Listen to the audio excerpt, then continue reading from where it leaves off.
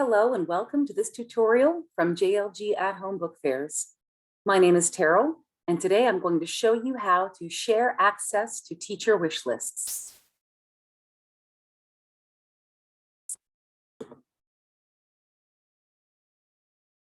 If you navigate to your setup page and scroll down,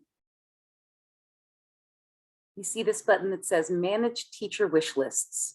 Go ahead and click that.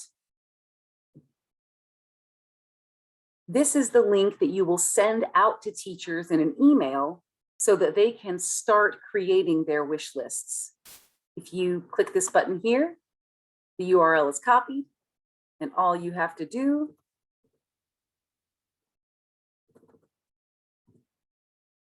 is paste it.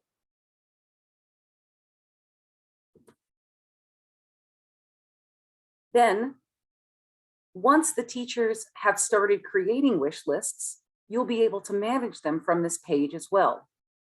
You can edit them if necessary. You can just look at them.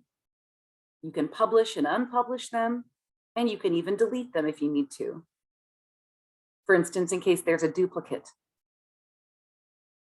If any teacher loses their URL address and is having trouble getting back to the wish list to make further edits,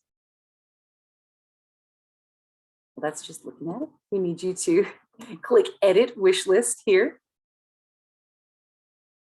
After you click Edit Wish List, you'll come to this page where that URL is hiding. So if you highlight and copy that, you can paste it into an email, and your teacher will then be able to access the list again and make edits.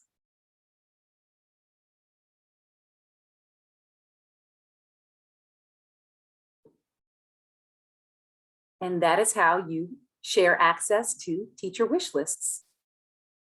Feel free to reach out to bookfairs@juniorlibraryguild.com if you have any other questions.